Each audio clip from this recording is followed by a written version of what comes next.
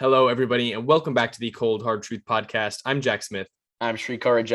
And I'm Anish Gupta. And Merry Christmas. It's the recording this 3 days before everyone's happy day or happy holidays as well. But the Cold Hard Truth Christmas special episode. It's a special episode because last week was absolutely wild. One of the longest football weeks we've had in a very long time because of COVID postponements and rescheduling and everything like that. And just long because each game was kind of painfully etched into our brains as we had to watch it. It was a tough week for picks, a tough week for fantasy, but we're going to get into all of that and hopefully have a little bit of Christmas cheer throughout. But before we get into that, guys, how was your last football weekend? It was great. I had a lot of fun. I went to Levi Stadium, went to the Niner game, and had a good time there. Got to watch other games, and yeah, overall it was a nice, fun week. Picks also went really well. Wouldn't say I clinched it just yet, but I mean, trending that way. But great week. Do I even have – this is so unfair. Well, first off, you can tell that my voice is pretty much gone. It was a lot worse yesterday. But yeah, that Browns game took years off my life. I was telling these two earlier. Season's over. And I can't even – I remember in 2019, I gave Jack like a list of playoff scenarios that the Browns could have made it at like 6 and 7. I'm not even going to try. I'm not even going to try and do it this year. It's over. It's done. Okay. We have to go. My Christmas is going to be spoiled by a dominating loss to the Green Bay Packers. Okay. It's probably going to happen. And we lost because of COVID. We lost because of a dude named Daniel Carlson. Nick Mullins, I love you. I will forever love you. You played your heart out. Oh God, dude, it sucks. It really sucks. And then picks were terrible. As long as Jamaica doesn't win, I think Srikar and I are happy with that.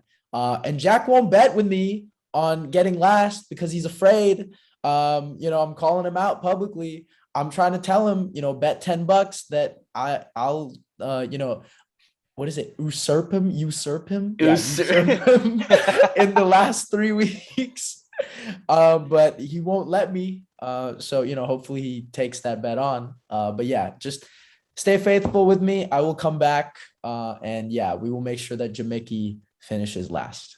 I know you're in the giving spirit and you want to give me $10 for Christmas. I understand. I just, I don't want to see you give up your money like that. And I know that no matter what happens, even if we have money on it, the more important thing is going to be the bragging rights, as I can tell by last week's episode. If you haven't seen it already, you can go watch the last 10 minutes of that one to see what I'm talking about.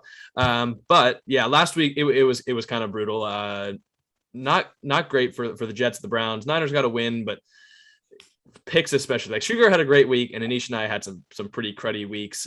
Because of some dumb stuff too, Teddy B's injury. Drew Lock, come on, Drew Lock coming in. And then fantasy did not go well either. I was telling these guys before the show. I ended up losing by 1.9 or 1.8 points. I had the Philly defense, and they dropped a pick that would have won me the game, got me to win by 0.2 on the last drive of the game. And the only reason I got passed up is because there were 2 rinky-dink checkdowns for 3 yards and 5 yards to Antonio Gibson on Washington's last drive that just sold the season. At least you didn't go first round exit in 5. That was first round exit in both of the. But in 5 of 7, all 7 leagues I made the playoffs, and in 5 of them, first round exit. It hurts. I'm lucky I had the first round. I didn't have a bad loss like that. But just it hurts, to go 10-3, 8-5, and half of them. And have the season kind of end like that. It was just a terrible week of fantasy. Remember, there was a thing that I saw was Tyler Huntley scored more than Gronk, Cooper, Najee, Kamara, Brady combined. What? Yeah. Do you know who the running back 1 was in fantasy? Was it Reynolds? Craig Reynolds? It was Duke Johnson. Yeah. Duke Johnson. Because of course. Brown. Yeah. Because of 2021. Course. Right? That's why fantasy football is. It giveth and it taketh away, and it's especially bad when it comes to the playoffs, but we're going to try and keep it holly and jolly as we get into our takeaways. Who wants to start it off? I'll get us started. Hey, don't blame me for trying to hence the set ahead. Yeah. Yeah. I'm sorry. Jack saying holly and jolly was very funny. How about Mary? How about that? Yeah. Very little episode. That's good enough, but let's get right into it. Let's talk about the Titans. I watched that game condensed. Look, the Titans outgained the Steelers by almost double. They allowed only 1 touchdown. They held Pittsburgh to 35 rushing yards and 12 first downs, and they still lost. And this goes to show turnovers. Winning the turnover battle is so key. 4 turnovers, 3 of which came in a 10-play span in the second half, just sent them to their doom. And it's a painful loss for the Titans because now you're still in control of the AFC South, but the Colts are creeping up. But now you're third in the AFC playoff picture as a whole. And, you're 9-5. You're a game back of the Chiefs, who they beat back in week 7 in dominating fashion. So it's crazy how the tides turn there. But with this loss, I think the Titans have a very tough climb back to that AFC bye because it could be massive in a variety of ways, including whether Tennessee can be healthy in January. Because the Titans are hoping Derrick Henry is returned by then. A.J. Brown, he's a game-time decision for tomorrow. It looks like Julio Jones is back. So they should be healthy, but both have dealt with injuries all year.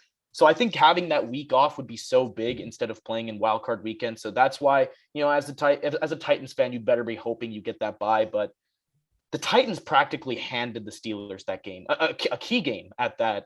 And with that, they gave up a big opportunity. Yeah, I mean, there's a reason kind of why I took Pittsburgh at home. They win these type of games. They win these gritty, sloppy, nosedive football, hard, physical games. They always win it. They find a different way. And it's usually their defense in the last, few years, usually would be their offense. But this, these past few years, it's been their defense. And, in typical Steelers fashion, they went off a Joe Hayden tackle. Joe Schober got a pick, turned the tide, right? They were down, I think 10-0 or 13-3. And, they come all the way back. Right. And, they win these 19-16, 19-13 games. It's what they do. And, they're still in the thick of the playoff race. Right. Anything can happen because the entire AFC North still has to play each other. Right. So, anything can happen. But, they've got a little bit of hope. I mean, they do have to play the Chiefs this week. So good luck. But, for the Titans, they have literally every tiebreaker you could want. They have the division tiebreaker, and they have literally, every playoff tiebreaker they could want, with all the teams that are fighting for it, except the Pats. But that game was theirs for the taking. If they take it, they get the AFC's number 1 seed. And as Srikar mentioned, the implications and the importance of that 1 seed for them. I'm not going to get into it with all the injuries and stuff because, we're still going to fear them when they get Henry back. I think we all still have to fear them, but it would be great to, avoid that wild card weekend, especially because what happens, a ton of upsets happen that weekend. So it would have been great to avoid, but I will say this, I think, taking it away for the Titans, those Colts, they're creeping up, and they're looking a lot more dangerous than the Titans right now. I feel like just the Titans their offense just can't put them in position to win these type of games anymore without Derrick Henry. And it sucks because, Ryan Tannehill has had his slumps a little bit, but, he's still winning, for them. He still won a couple of games. That Rams game, he did enough. But yeah, I know we're seeing, I guess, the results that Tannehill is just not elite. So it sucks for, a Tennessee team that really has a lot of pieces to win it. I think the main takeaway from that game is just we don't know what they will be like. We don't know what they're going to look like for the rest of these 3 weeks. And that could be a little bit concerning considering if they skid, right, teams can really creep up on them. So I believe they play the Niners and the Dolphins, if I'm not mistaken. So, teams can really creep up on them, and they have to play the Texans again, and the Texans beat them last time. So all bets are off with that team too. So all I'm going to say is I think the biggest takeaway from that is just a lot of uncertainty with this Titans team, which sucks because, after their win against the Chiefs, we were pretty confident in, what this team looked like. Yeah, I remember, I think back to 4 or 5 weeks ago, your takeaway about the Titans, and we were having a discussion about can you right now put down money or, put down your prediction on the table that they're going to have the 1 seed? And I was like, yep. I feel like they are in the prime position. They are in an absolutely perfect spot. They should completely have the 1 seed locked up at this point. But at the same time, I was thinking, and I think we both were, I think that was the one Srikar had to miss. This team, I just don't know. Can you actually trust them to go out and win the games they're supposed to and actually have the 1 seed, let alone, win in the playoffs and maybe even get to or win the Super Bowl? And we were both kind of skeptical. We were like, I don't know, without Derrick Henry, Ryan Tannehill we wanted to believe in him, but at the same time, we hadn't seen it before. Now we have, and I think there's a lot more questions right now about this Titans squad than there probably should be for a team that has a shot at getting the 1 seed. And I feel like even if they get the 1 seed, I would not be surprised, and I'd not be surprised if they lost that game after the bye. Let alone, I don't think I'd be surprised if they were not favored in that game. Like right now, I think the Titans are a little bit of a mess, but they're a mess that's like in a actually good spot to possibly go out and still win the 1 seed in the AFC, which, as we've seen this year, is a really tough task considering the AFC has been just decimating itself all season. It's a dogfight. It's a dogfight, and I guess like the Titans are that one dog that really looked like, you know, it was with that rich family. It had everything, and it's kind of fallen off the wayside a little bit, but it's got a little bit of scrappiness to it. Like, I don't know what to think about the Titans right now. And I feel like we're in that same position that we were in a couple weeks ago. But now you're kind of looking at it from the outside in. They're not in the lead in the AFC. They're not in, you know, they don't control their own destiny quite as much as they did back then. Yep. So correct. Right now, I think right now I would say Titans are not going to get the 1 seed. I'd probably lean towards the Chiefs. I'd say Chiefs. Yeah, agreed. But they also could be getting Julio Jones back, getting AJ Brown back, possibly even getting Derrick Henry back at some point. So who knows? I think it's kind of up in the air, but as of right now, I'm leaning a little bit more towards the skeptical side. I'll give you a question. Wait, let me throw out a question for you two. Yeah. This is kind of a combined one, right? So since they do play the Niners and the Dolphins, right? Let's say they skid. Do you think the division is really in jeopardy? And then also, would you throw in Derrick Henry week 18? You know, a little bit early. Would you try and rush him to, you know, really solidify that win against the Texans and kind of get, you know, keep that division crown? What would you do? So they're one up on the Colts. And currently, yeah. But they hold the tiebreaker, so the Colts need to leap them by like a full game. So they basically need the Titans to go 1-2, and the Colts need to win out. Yeah. But the Colts' schedule is much easier aside from the Cardinals game. They have, I think, 2 pretty easy wins. So tough matchup against the Cardinals. You get the Raiders and Jags after. So which I think they should win both of those. Mm-hmm. Would you throw Henry into the fire? I think, and then also should they be worried about not just the 1 seed but the division right now? It depends how far along he is in recovery. I think that's what I'd say. If he's like 75% of the way there, especially in a divisional game where things are going to get weird, I think you can throw him in. If he's at like 50, rest him. I'd say rest him, because even without Henry, I still think the Titans have a decent shot to beat the Texans. Because I mean, Houston's off. It's a divisional game, but Houston's, you know, they're susceptible to, you know, letting a guy other than Henry, you know, run up on them, especially a guy like Dante Foreman. So I think it just depends how far along he is in his recovery.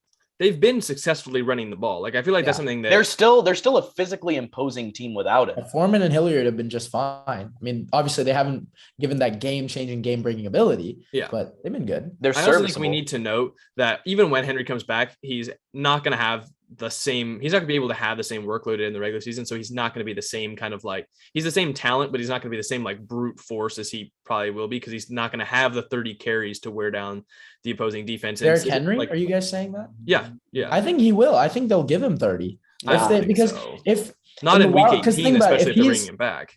If they rush him, I agree with you. But I mean, in a playoff game, right? I think all bets are off. I'm talking about week 18. Like, he's not. Oh, okay, yeah. And I think in the playoffs, they're still going to be hesitant to give him that. I feel like. Mm-hmm. And I mean, we saw throughout the season, he's much more effective in carries 16 through 30 than he is in 1 through 15, because 1 through 15 is when he's just kind of like puts his head down and he makes the defensive players just kind of not want to get hit for carries 16 through 30. I think we need to note that the fact that the Houston Texans are not going to want to win in week 18.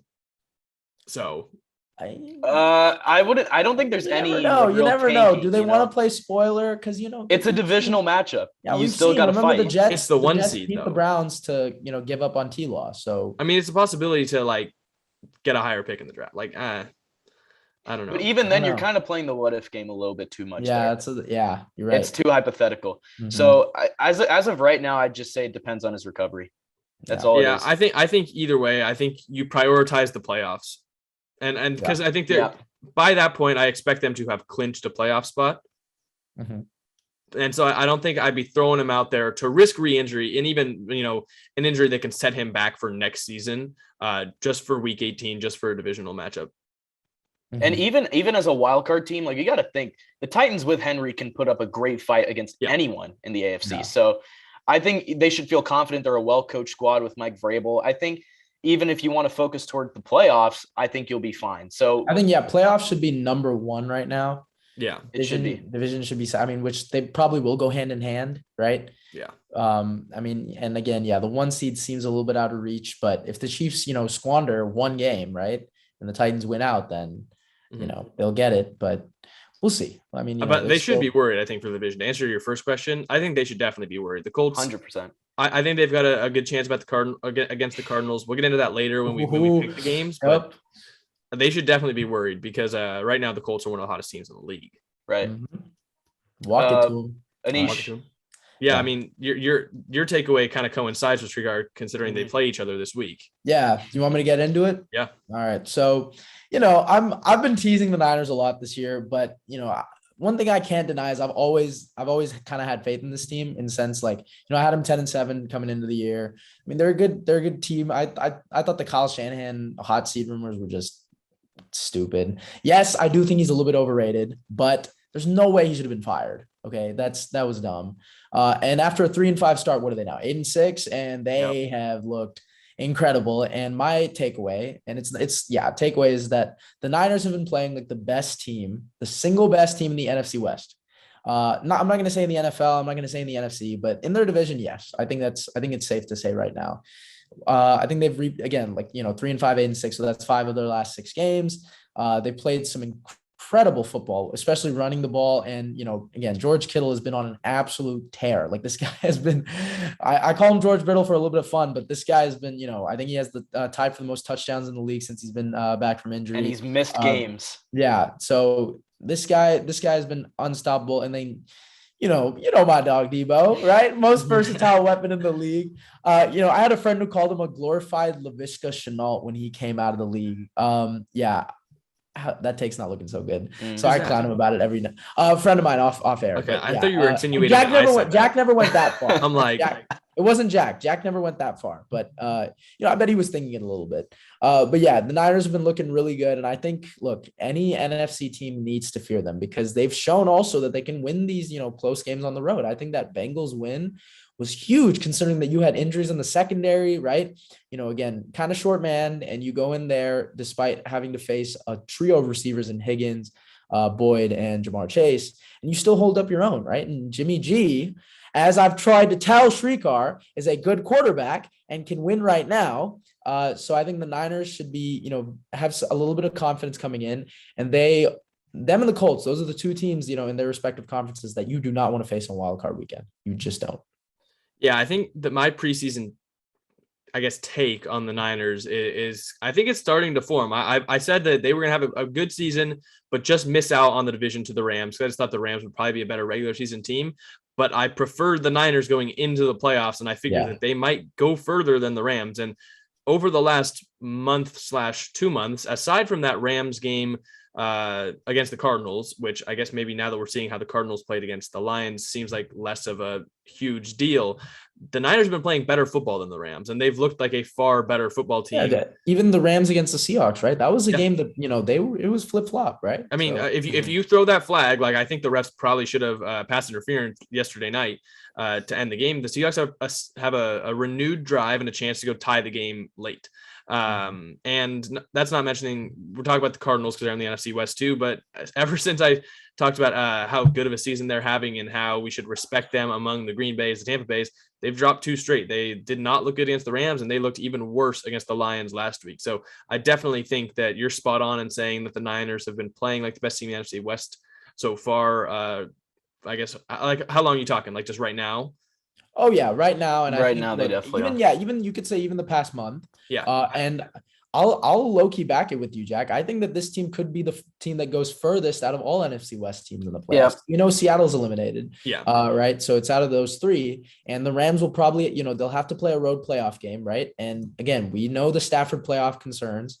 I know he's been great, but there's still questions there. And Kyler with the inexperience, right? I mean, we really don't know who's going to win the NFC West now. It's really because if the Cards drop this one, right? Yeah. The Rams win, it's theirs. And with the Niners, I think the Niners they're kind of out of it. I think it's going to be really tough for them to, surpass both these teams and take the crown. But they're right in it in terms of the wild card race. I don't think any of the what is it? The Vikings, the Eagles, and the Saints. Those are the three, right? Seven win teams. They're not going to catch them. Yeah, they're not going to go quietly. And as Jack said in the preseason, I agreed with him. I thought the Niners would go farther. Rams win the division, but well, actually no, because I had a bet with Anish that the Niners have a better record just for fun. But look, they're 8-6, and it looks like they're going to be a lock for a top 6 seed. I wouldn't rule out, any shifting happening there. They could potentially move into 5, but right now I have them at 6. San Francisco is, healthier than they've been in almost 2 years. Since 2019, this is the healthiest they've been. Full complement of offensive weapons. Defensive front 7 has so many playmakers, getting great contributions from guys like Arden Key, DJ Jones. And Nick Bosa is just an absolute force. He is a top true comeback player of the year, Nick Bosa. Top 3 edge rusher in football. Look, there's going to be real flaws. And I've noticed it. It's Jimmy Garoppolo's consistency. He needs to prove on a consistent basis that he can. He had a great game against the Falcons. He was surgical, but he needs to prove it on a consistent basis. And also the secondary. We have to mention, can they cover against elite offenses in the playoffs? D'Amico Ryans has been able to mask it pretty well. The defensive front 7's done a good job of that, but we really need to see in January when it really counts if they can cover elite offenses with elite weapons. But we have playmakers of our own. George Kittle, Deebo Samuel, Brandon Ayuk's looking better. Kyle Shanahan can always manufacture a great run game. So it's looking really good for the Niners right now. But yeah, I'd say we're a top 6 seed and a very, very, very dangerous wildcard team. Look what happens when you play Brandon Ayuk. I mean, look what happens when you actually get him on the field. Your offense looks like competent. I think it's just they got the 2 best, honestly, the 2 best players at their position right now, or the 2 best, I'd say individual offensive play, and Trent Williams and Kittle, right? I feel like impact wise, those 2 are right up there, right? Because I don't even know if Trent Williams is on path to make the Pro Bowl. That's absolutely horrible. It's wild. It's wild because in the Pro Bowl voting, he'll get the one that matters, which is first team All Pro. Because I'm not that concerned with it. The reason why that's happening is because in the actual Pro Bowl voting, they do it in alphabetical order, and Williams starts with a W, so he's all the way at the bottom, so no one can see him. And so that's kind of why it's stupid. It's crazy considering, because I think the top 5 vote getters, 2 of the 5 were 49ers players, including Kyle Juszczyk, a damn fullback. So Niners fans are in full force trying to get their players from the Pro Bowl. So it's the fact that Trent Williams, who I'd argue is probably the best player in the NFL this season, and I don't think that's wrong to say. It's not. He's been lights out. Is not going to go to the Pro Bowl is absurd to me. I remember, I'm going to throw this out there. I had my question. Remember when they signed him? I did. I was concerned with the age and everything. This guy has been incredible. And like I've said, right, a quarterback's best friend, the second most important position in football in my eyes is left tackle. And the Niners have that. And that is honestly one of the biggest reasons why they are 8-6 right now.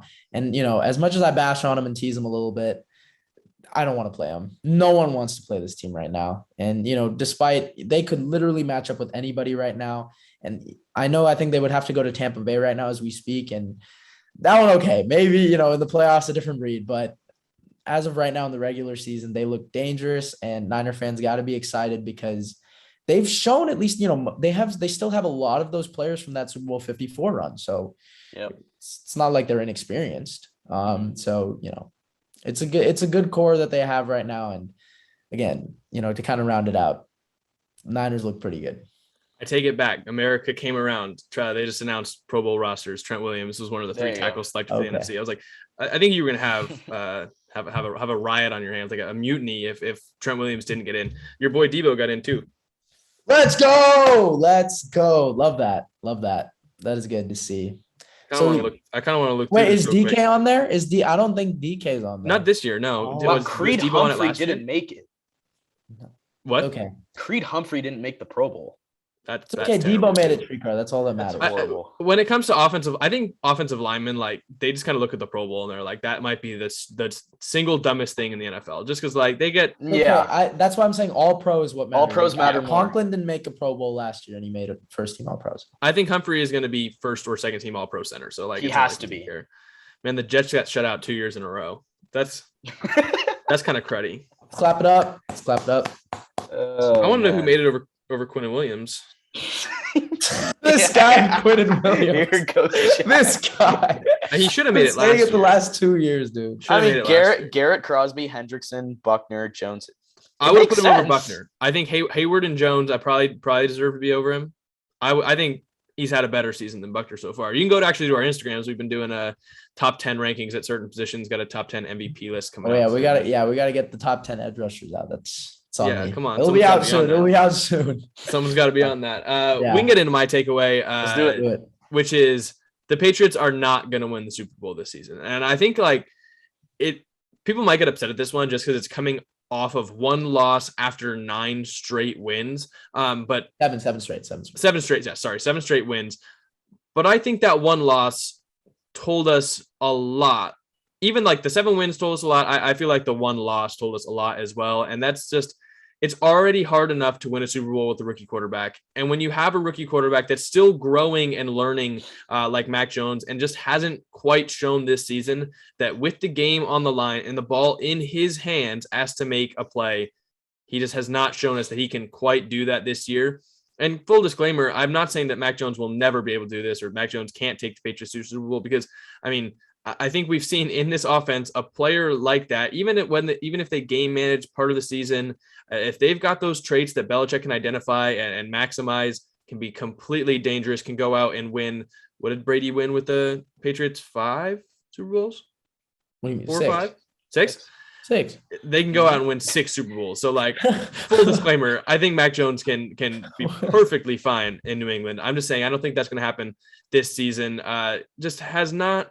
In the biggest games that they've had so far this season, which I would say probably the Colts game and the Bills game, and you can even go back to the Bucs game where he came up just a little bit short. The Colts and the Bills specifically, in the Bills game, they did not want to use him at all, which I think showed you a little bit about what they thought about his ability to go out and win a big game. Their thoughts about what he can do. And in this Colts game, just had probably his worst game as a starter so far. I just don't think, as of right now, when it comes down to the AFC playoffs and you're going up against a Justin Herbert, you're going up against a Patrick Mahomes toe-to-toe, and you need to go make a play, like Max Kellerman said, like death beam pointed at the earth. Like, I do not think Mac Jones is going to make a throw to win the Patriots the Super Bowl this year. I want Iguodala. But he wants Iguodala. Not too long ago, man, I remember the Patriots, pretty much had a stranglehold on the division. That was a fun time. And I still think the Patriots are the favorite to win the division. I'd say the Bills, because I said not too long ago I think the Bills are going to run the table and win the division, but I think the favorites odds on should be the Pats. But now you're facing a virtual must win against the Bills.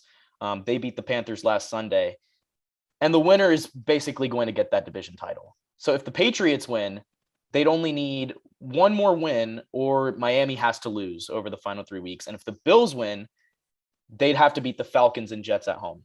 So while winning the division, hosting a few playoff games, it's always important for any team. But I think for the Pats especially, you don't want a rookie QB. You don't want like Mac Jones going into another venue in a playoff atmosphere. I just think it's going to be a reach to say he's going to win those games on a consistent basis.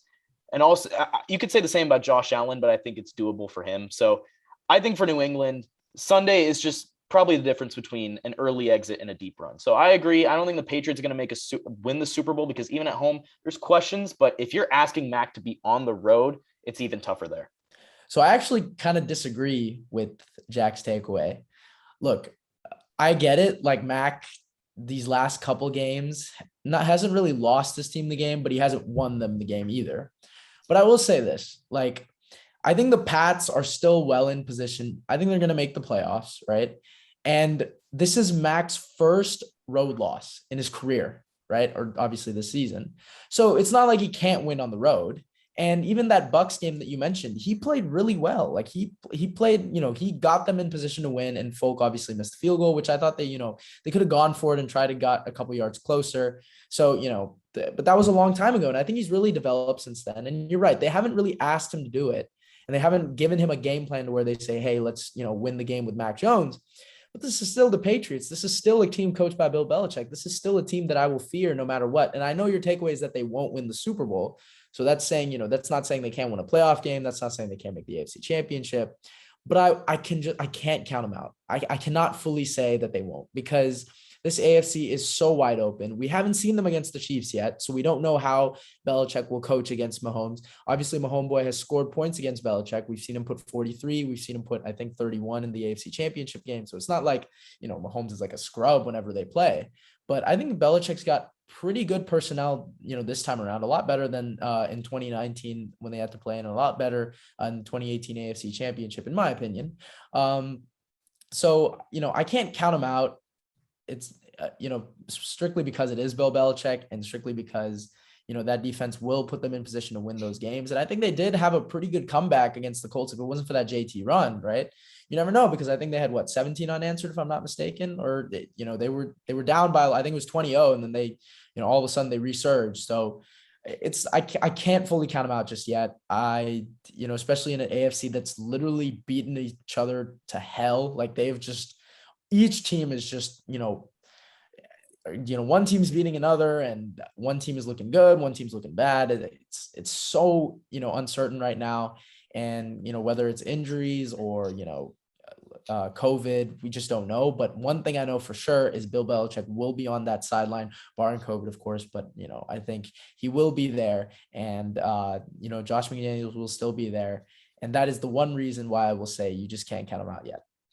I totally understand that argument. I'm just thinking, like, at this moment, I can totally trust Bill and the rest of the coaching staff to make the playoffs, win a playoff game. Sorry, I want to point out one more thing with what you were saying.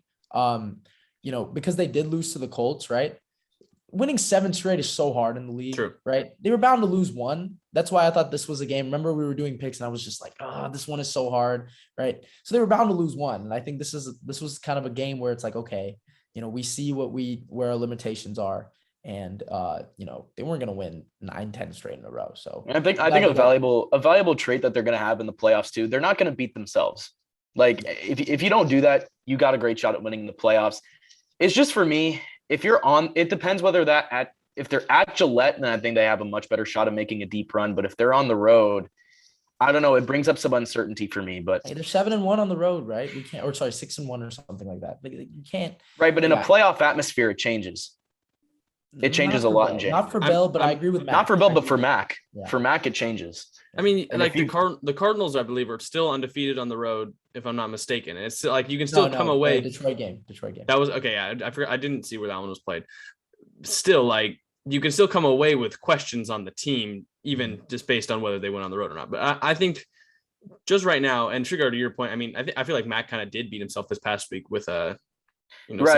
But they won't do it on a consistent basis. Probably not. This was a nightmare game for them. Like, I think that pick to Darius, I wanted to point that one out specifically, right? Like that, I feel like that's a rookie mistake, because you didn't anticipate him coming back to Hunter Henry's route, because they had 2 routes on the left, and I kind of watched it again. It's kind of him.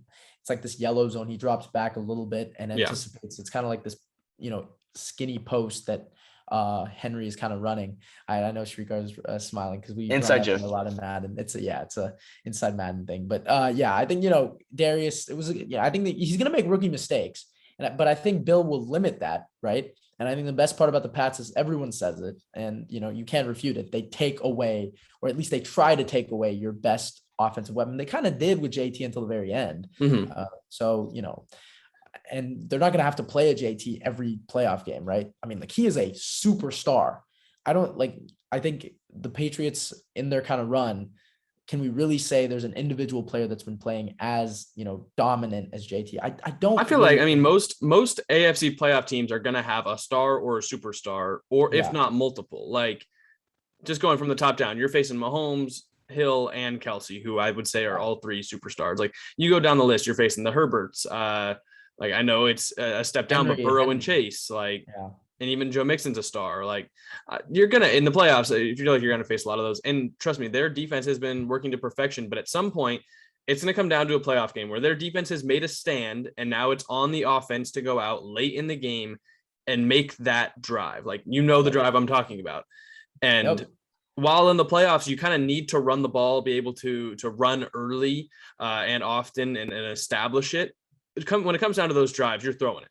And I just don't think right now Mac is going to throw the ball all the way down the field on that drive and score for the Patriots. Like, every single game, all the way to the Super Bowl.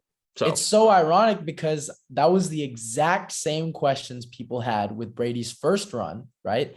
And the Raiders were favored, and they said, can Brady throw to win the Tuck Rule game, right? And he threw for 138 in the 4th in overtime. So can Mac do it? Can Mac repeat it? I think that's the question that we all need to answer, right? because they had the same questions about the Pats back in that same season. And I know we're seeing a lot of parallels. We have to compare it.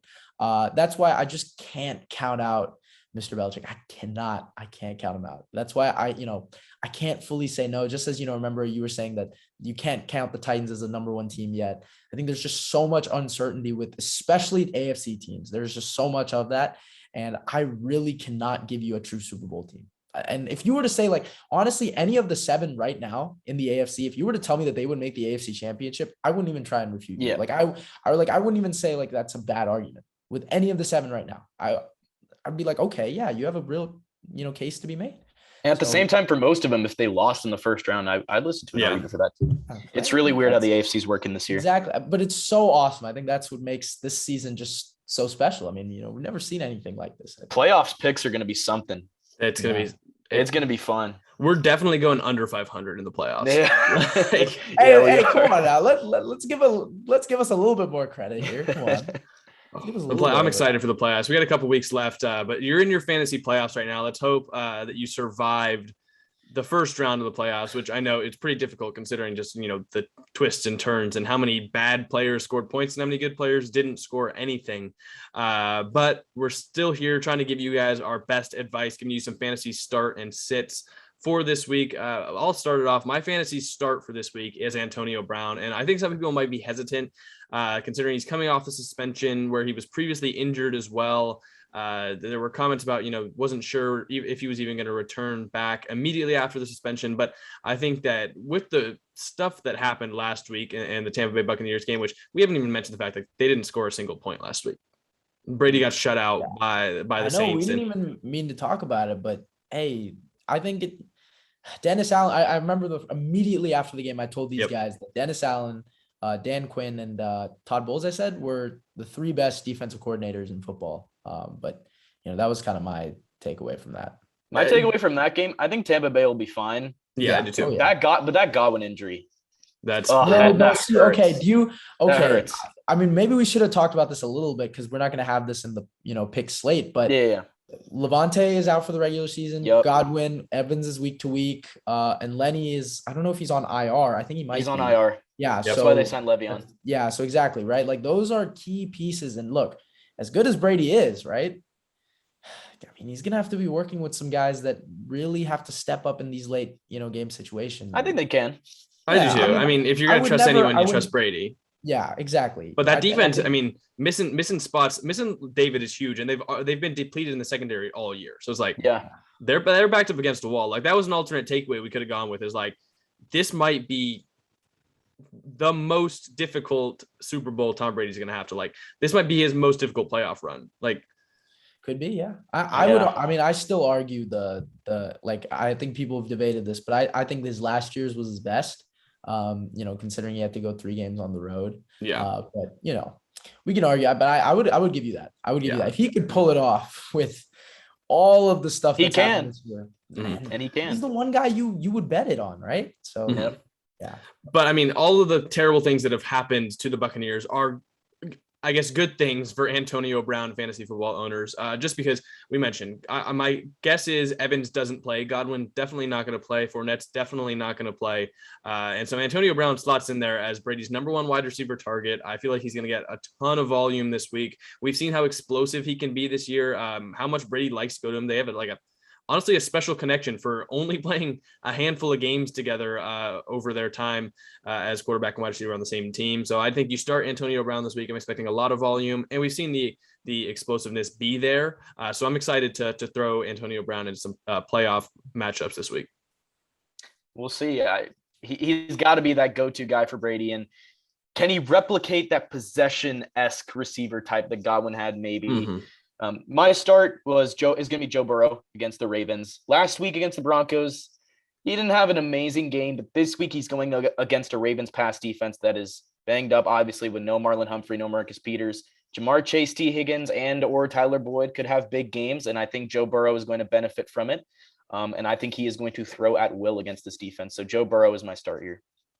I love me some Joe Burrow. I will defend him till the end. And I love the Antonio Brown pick. I think the Evans and the Godwin injuries, I think that's the main reason why they're keeping him around, because you never know what they were pretty angry. Remember Arians was like, one mess up and you're kind of out. They got to keep him now. And which, remember, I think he said something along those lines due to circumstance, we're going to keep him or something like that. They said something along those words. I love the start, and I agree with you, Joe Burrow. We saw last time against the Ravens, he had a 400-yard game, so I'm all for that. My starts, guys I'm confident in. One is Russell Gage. This guy's had above 60 yards in the last 4 weeks and a touchdown, and I think 3 of them or 2 of them. He's been sensational. I've always loved how he's been playing, and it's Russell. It's not Rasul. I don't know why I always say that. I think I always get. I don't know why. I just keep thinking Rasul of Gage. Douglas. And Russell, I don't know why. It's just a weird thing. It was the same thing with me with Ronald Darby and Bradley Roby. I had that weird phase, but yeah, I guess, something along, but yeah, he's the start, going up against Detroit secondary. I know he's going to have to play Oruwariye. Yeah, Amani Oruwariye, who's been playing really good. But I think, Gage has been just been playing better. And then another start would be Tyler Lockett, well rested, against the Chicago secondary, which played pretty well against Justin Jefferson, but I think it's at Seattle. So, I'm going to give him the benefit of the doubt. I don't know how much I feel on Lockett. I mean, it's going to be snowing, I believe, at Lumen Field. That game's going to move slowly. Both teams want to run the ball, I'm pretty sure. So that one I don't know how much I'm buying Lockett, but Gage is one I'll buy into. Also, I'll throw out a name, Amon-Ra St. Brown. I really liked him coming into the year. He's as much as I am biased. Is he the leader in catches for them? I believe he among wide receivers, yeah. And now that Hawkinson's missed a game, I'm pretty sure I think he might pull off Jack's take. So well, my take was that he would lead the receiver room too. So anything above that is a bonus. So I'll give you a little golf clap for that. As much as I'm a little bit biased, he's been killing it in fantasy. He's gotten, I think, 23 points or more in 2 of his last 3 games. He's just a target funnel right now. Even though it doesn't really look like Jared Goff's going to play in this one, I still think there's a lot of opportunity for St. Brown in this game this week, and showed some touchdown upside now in 2 of the last 3 weeks too. So I think a little bit to be excited about if you want to throw him into your lineup. My fantasy sit this week is going to be Kansas City Chief running back Darrell Williams. We're getting Clyde Edwards-Helaire back on his feet a little bit after that injury. And this week against Pittsburgh, who has shown that while in the past they haven't been the greatest run defense, you look at the Minnesota game, I still think that as a whole, they're pretty stout against the run. And I think they'll have a pretty good game defending against Kansas City this week. So while some people, I think, a game like the Chargers, you want to throw Edwards-Helaire and Williams into your lineup. I think this week, make sure to have Williams out of your lineup, because I just don't see that much upside for who I'm thinking is going to be morphed into even more of an RB2 in his offense. Yeah, and Darrell Williams is just inconsistent in general, so I agree with that. My sit is going to be Hollywood Brown against the Bengals. I know I'm staying in this Ravens-Bengals game, but and it's not because of the QB situation, but Hollywood's Brown, he's been on a bit of a slump. He's had 5 straight games with less than 70 yards. It's just he hasn't, been flashing as much anymore. And especially against a Bengals defense, which is pretty opportunistic at this point, I don't think he's going to turn it around here. Especially in a fantasy playoff scenario, I just wouldn't, trust on him to just break out all of a sudden in a divisional game. So Hollywood Brown's my sit here. Yeah, so my sit is DeAndre Hopkins. No, okay. This one really hurts. It really hurts me. It's Adam Thielen. It sucks. How much I love him. And it's kind of because, he's kind of dealing with a high ankle sprain, and receivers for that, especially, a type of injury like that for receivers is so hard, especially for, a true route runner that he is. It really sucks for him. And this is going to be his first game back out of it. And he's going to have to go up against the Rams. So he'll either get Darius Williams or Jalen Ramsey, and it's going to be a tough matchup either way. And then I was thinking about Rashad Penny also, just because, I thought he was going to go crazy. And then, against, who did he play? The Rams, and kind of disappointing. So that's another one to maybe think about. And also, Darrell Henderson, just because, him and Michelle, I don't know who's the true, back in that offense because Michelle got more carries this previous week. So those are kind of the sits that I would kind of be, at least wary about. I could throw in Terry McLaurin again, but I think we all kind of now know that you just can't rely on him as much as, it sucks. Man. Ohio State guy, but yeah. Get him out of the Washington football team quarterback jail. Like I literally saw a TikTok on all the quarterbacks that like I've had thrown to him. It's like Case Keenum, Colt McCoy, like Kyle Allen, Alex Smith, Taylor Heineke, and then now who is it? Garrett Gilbert. Free my man, dude. He's looking like Allen Robinson. It's funny, you get Allen Robinson a better quarterback, and he turns to nothing with Justin Fields. It's funny. Hopefully the same thing doesn't happen to Terry McLaurin because I think we all believe in the talent there.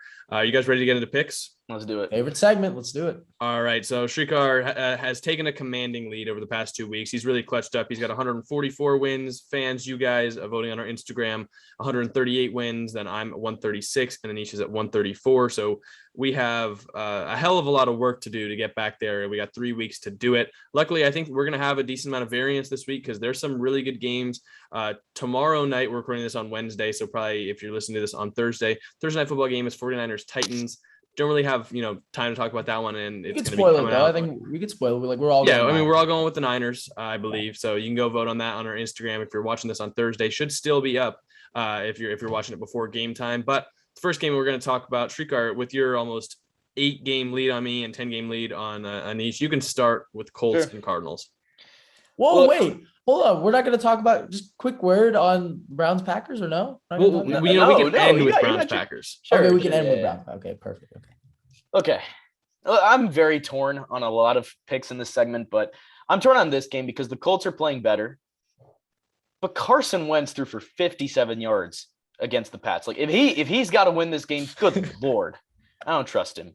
Cardinals haven't played well, but look, they're also desperate. Colts are desperate too, but I feel like at home, the desperation factor might side a little bit towards the Cardinals. I guess I'll take Arizona. I'm talking myself into it because they're at home. They have to win this game, but I also wouldn't be surprised if the Colts won or even blew them out. Like, I wouldn't be surprised if, Kyler could have a huge game or, Taylor could have a giant game on the other side and it mitigates it. I don't know. It's a very weird game, but I'll take Arizona for now, though. I'll go. We talk about the trenches a lot, and we say that games are often won in the trenches. And I think the times that they aren't, it's won by just pure outside skill position talent. And the Cardinals, I think, are built to win outside of the trenches when they're healthy. And I think right now they're dealing with some injuries. I'm not even sure Kyler's completely 100%. He hasn't been playing at his 100% capability. So it kind of makes you wonder. Hopkins obviously out for the rest of the regular season. Some other guys dealing with some nagging injuries. And even then in the trenches too, we saw them last week kind of get pounded on the ground by the Detroit Lions. And now they're going to face the Indianapolis Colts, who offensive line playing like one of the best in football. Jonathan Taylor, the best back in football this year. So it's just kind of a recipe for success for the Colts and not for the Cardinals. A healthy Cardinals team, I really would have thought about it. And if I hadn't seen them play the last couple of weeks, it probably would have been an easier decision to go over to Arizona. But I just think Indianapolis, they should be the favorite in this matchup just because I think the way that these two teams pair up with each other. They win this game and the Titans lose, they are tied. I am praying that the Colts can somehow, some way, because Browns are over. So now I got to root for my guy. I got to root for him. I just want him to be in the playoffs, man. And I'm not even, as Jack kind of stole what I was going to say about the trenches because, even with their backup center in, I think his name is Brian Pinter, they were still dominant. And this was a huge statement win against the Pats that the Colts did at home. And look, they don't have to deal with any, crappy weather. This is going to be in Arizona, closed stadium. So you don't have to worry about that much. They'll have to travel across the country, but I think they can handle it. And they got that guy, number 2. I think he's going to make enough plays to win and not plays that will lose him the game. That's why I got the Colts here. You got to ride with the hot hand here. It's not like they're riding some 9-game win streak to where it's like, okay, it's bound to, for one to end. They've been playing some good football. And, as Jack mentioned, I love that, mentality that you win in the trenches, you win the game. So I got the Colts here. Srikar, what do you think about Ravens and Bengals, another high-profile matchup this week? Well, for my fantasy, start and sits, you can probably get an idea of who I'm going with. I'm going to go with the Bengals, and I think this game, it just comes down to what can Lamar do if he plays? The defense stinks. They don't run the ball as effectively anymore. Andrews has been amazing, but the rest of their receivers, as I said with Hollywood Brown, I have trouble trusting them. I like the Bengals, but they're just a weird team because at times they look great. Other times they look terrible. The problem for Baltimore, I said it before, who is going to cover Jamar Chase, T. Higgins, and Tyler Boyd? Their pass defense, it just might mess them up in this game. So for that reason, I'm going to take Cincy.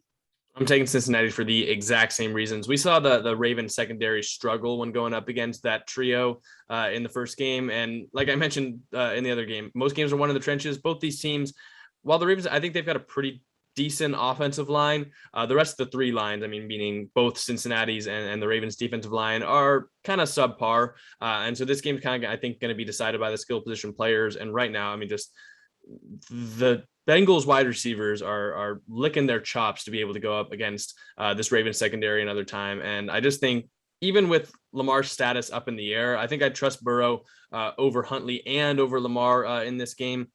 And I don't know. Right now, I feel like the Bengals are just a hungry team. They were able to kind of get that win out of the mud against Denver. I don't know. I'm believing in the Bengals a little bit right now, and I think they match up well with the Ravens. Do we have contingency on this game? Yeah, we can definitely. At this point in the season, with everything going on with COVID, let's just say we got contingency on every game as long as it's before game time, Anish. Okay. Because with contingency, I'm going to take Baltimore right now. Wow. That's if Lamar plays. If he doesn't, okay. So, and here's why. I think, look, the Ravens, and because, my mentality is the Ravens have had 3 straight absolutely demoralizing losses. The Pittsburgh game where it was to go for 2 and they failed, right? The Browns game where they were right there and it was just 1 4th down stop that kind of derailed them, right? After an insane second half comeback. And then again, the Packers game where they played their absolute hearts out against the best team in the NFC and everyone's power rankings team, number 1. And they were, again, just 1 play away from taking it. So 3 straight demoralizing losses, right? And I can only just, after going 8-3, now you're 8-6, really fighting for not just the division, but the playoff spot, right? Where at the time you were the number 1 seed in the AFC, it sucks, right? And I think just based off of that, and I feel like, a divisional game, if Lamar plays, I think they're just going to rally around that. I think they have something there. They have, they still have some playmakers. And again, with Cincy, right, they only dropped 15 against a Denver team that they, had enough firepower to handle, right? And a Cincy team that Srikar mentioned is up and down. I think as of right now, I'm obviously contingency. I think if Lamar doesn't play, or even I think just I want to see his status. If he's like a game time decision and then they just say right as he's active, I probably will switch to Cincy. But I think he's on track, right? I think there's just, he didn't practice today. I know that. Yeah. So I think, with a lot of riding it on Lamar, I'm going to take the Ravens for now, but that could definitely change. But I think, I think my thing is if he's a go by Friday, I think I'll stick with them. But if he's like a game time decision, I think I'm going to probably bounce out of it. Yeah. Srikar, Bills, Patriots. I think the Bills are going to win. The hype around the Pats has died down a little. And look, we talked about it before. That game against Indy worried me because especially if you're going against Buffalo, if they're down in that game and Mac Jones has to bring them back, I don't trust him. I just mean they can't put the game in Mac's hands for them to win against Buffalo. And I think the win last time, the weather, it really helped New England because it basically took out Buffalo's pass game. And that's Buffalo's biggest strength. And it's also New England's biggest weakness, the pass game. And weather looks fine for this game. I don't think anything's going to drastically change. And even though the Bills, they're one-dimensional on offense, I think that's only going to really affect them in January. I think in the regular season, they'll be fine. I just don't think New England is going to sweep them. I think, as I said before, I had that prediction that Buffalo's going to run the table, win the division. And I think here with the weather looking nice, Buffalo's pass game getting back into it, I think they're going to win this game. We're actually getting snow in Foxborough for this one. So, oh wow, yeah. But I think in snow, I think they'll be fine. It's better than the wind. Yeah, the only 6 mile an hour winds I think projected right now. Give me New England in this one. And it's another case of while I think that I might prefer the Bills long term, or maybe just right now it's just a matchup thing. Especially when you go back and you look at last game, you see that what the Patriots were able to win without. They were able to win without passing the ball almost entirely. And now I think they can be a little bit more of a two-headed monster on offense and give Mac the ability to even throw the ball, making defensively it much more difficult for the Bills. Plus, I think all those pass plays that they did not use and they did not show the Buffalo Bills, they've now have in their arsenal to use in this one. And I kind of think that this might be one where emotion kind of gets the best of the Bills. After you saw that last game, obviously the reporter asking the stupid question in the interview room, you saw McDermott coming out and making comments like we've never seen him say before, saying, don't give Bill too much credit for this one. It's like you saw a little bit of emotion and anger coming out of the Bills after that last game. And while, it could be used for good, I also think it could be the point where it kind of tips away. And I definitely don't think that in the snow, the Bills are going to come out and beat New England again, because I think we're going to see a slight parallel to last game. But I just think that this benefits more the Patriots than it does the Bills. This one's tough, because it is it's only been like 3 weeks, since they last faced each other. But I will say this, right, that the Pats, had such a one-sided game plan that it's so hard to prepare for them coming into this game, because you really don't know what they're going to do. Are they going to do the same thing, or are they going to finally do something dynamic like they have in every other game? That's, what it comes down to for me. And I think I'm going to take the Patriots again, as I was saying, right? I can't count this team out. One loss, who bounces back better? You rarely see Belichick lose back-to-back. So even in the 7-9 season, I don't think he lost. I think he lost back-to-back once. So, I got the Pats here. I think they're, again, they've got the, skill positions on defense to win. And again, kind of slow this offense down. I love Josh Allen. If anyone can do it, it's him. This would be a huge, huge morale boost, as Srikar mentioned it. I think if I will back your take, Srikar, if they win this game, I will completely back your take. I'm going to start for Dolphins Saints. I'm going with Miami in this one. I think that Miami also profiles as a good team to go out and beat the Saints. The Saints defense has been on an absolute tear as of late. But I think that Miami is an offense that's built to kind of take away some of what the Saints do well on defense. The Saints, I think, have had some of the best secondary coverage in the league this year. And I think Miami is one of those teams where they don't need to rely on the receivers getting separation deep down the field or even at the intermediate level. There's a lot of, short passes, run after the catch. Look what Jalen Waddle has done for them this year. And on defense, the Dolphins have been a stalwart unit just like the Saints have. So I really like the Dolphins coming into this one. I think they match up well against the Saints, and I think they pull out a win on Monday Night Football. These teams, it's a race to 10 wins. Taysom Hill sucks. Tua sucks on any ball that he's got to throw past the sticks. And by the way, Tua's he's an efficient quarterback, but he's not a great quarterback. I think there's a difference there. I'm going to take the Saints in a close game at the Dome, but it's going to be tough to watch Tua versus Taysom in primetime. I mean, sheesh. But I'm going to take the Saints. I think they're riding. I don't think they've hit that emotional peak yet off that Bucs win. So I think they're going to be riding an emotional high coming into this game, but I actually think it's going to work in their favor. So I'm going to take the Saints at home. And I think for the Dolphins, what does this mean for the playoffs? I mean, that might be the nail in the coffin. I think this is probably their toughest game in this win streak that Miami's going to have to do, just because, as Srikar mentioned, at the Dome, prime time, right? And coming off that defensive masterpiece that the Saints pulled through, right? I mean, they're going to ride high with this, right? And again, Miami still has a little bit of the COVID issue. So I'm actually going to back Srikar and take the Saints here. They'll get Sean Payton back. I think they got to go heavy on the run with Kamara. I mean, you can't give him 11 touches. What that 11 attempts, come on, that just makes me mad. And the Dolphins almost gave that game away to the Jets. Remember, they kind of had to rally late. So I think they've been hanging by a thread. And, as we've seen, win streaks, they don't last so long. No team is ever going to finish on this 9-game win streak that the Dolphins fans are hoping for. I think this is the game where they kind of blow it. I'm not saying I trust Taysom more than Tua, and you guys know I like Tua. I think he's come along really well these last few weeks, but I think it ends here just because, again, like I said, the Saints defense has been on a roll. It's at the Dome, as Srikar mentioned, and I think Marshawn Lattimore is going to have to shadow one of those guys, and I believe he can. Yeah, I think you shadow him, but when you're throwing screens and you're throwing slants, there's not a lot of. I mean, I think he'll shadow Parker, and Parker's have, the deep guy. if they're throwing screens, that Demario Davis. Yeah, that's they true. have the linebacker. I think Demario Davis is not. They'll get there. I love their pass rush. And I don't like the Dolphins O-line. Again, as Jack mentioned, right? Trenches. I trust the Saints in the trenches a little bit more in this game. Yeah, I definitely I get that one. I think back for Miami, I parallel it to the Baltimore game a couple weeks ago. Like, I don't think they're going to let the Saints get the running game going. I don't think they're going to let Taysom Hill get out on the edge.